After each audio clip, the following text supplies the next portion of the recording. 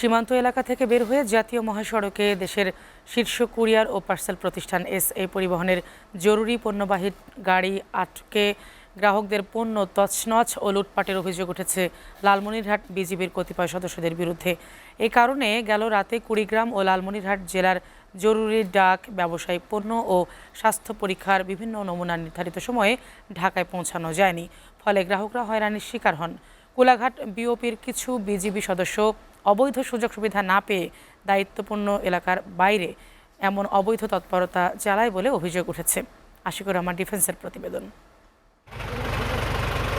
প্রতিদিনের ন্যায় বুধবার রাতে কুড়িগ্রাম থেকে জরুরি পণ্য নিয়ে লালমনিরহাটের উদ্দেশ্যে আসছিল এসএ পরিবহনের একটি কভার্ড ভ্যান।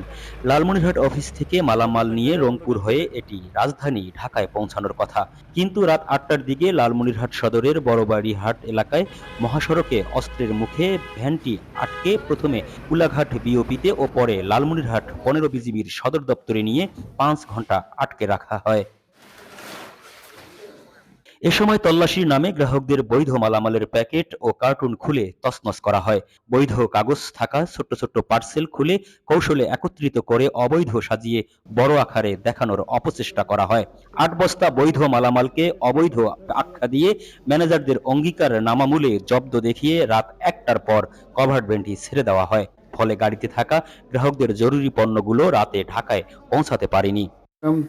ছাড়ার পর বড়বাড়ি এসে ওখানে আমার বিজিবি সিগন্যাল দেয়, সিগন্যাল দিয়ে বিজিবি আমার কুলেঘাট ক্যাম্পে নিয়ে যায়।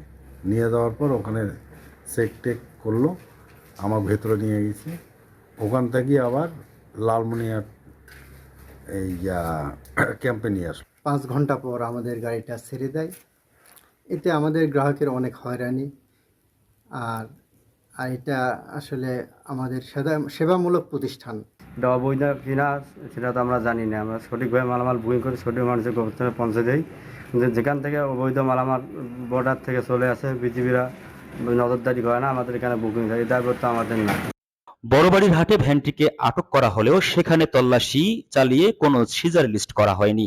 উল্টো আটকের স্থান থেকে ২ দফা স্থান পরিবর্তন করে লালমনিরহাট বিজিবির সদর দপ্তরে তল্লাশি চালানো হয়, যা নিয়ম বহির্ভূত। আর গাড়ির খবর নিতে আসা এসএ পরিবহনের ২ জন ম্যানেজারকে জিম্মি করে তাদের জোরপূর্বক মিথ্যা স্বীকারোক্তি দিতে বাধ্য করা হয়। এই গ্রাহক সেবা প্রতিষ্ঠান এসএ পরিবহনের গাড়িকে এভাবে অহেতুক শুধু আমাদের ৫ ঘন্টা বিলম্বে বিজি ক্যাম্পে যেভাবে আমাদেরকে হয়রানি করছে, এটা আমরা কখনো বিজি থেকে কাম্য নয়।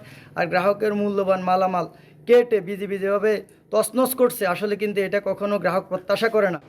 দায়িত্বপূর্ণ এলাকার বাহিরে মহাসড়কে সেবামূলক প্রতিষ্ঠান এসএ পরিবহনের পণ্যবাহী গাড়ি আটক এবং পরে মালামাল তছনছের বিষয়ে জানতে চাইলেও কোনো বক্তব্য দিতে রাজি হননি বিজিবির কর্মকর্তারা।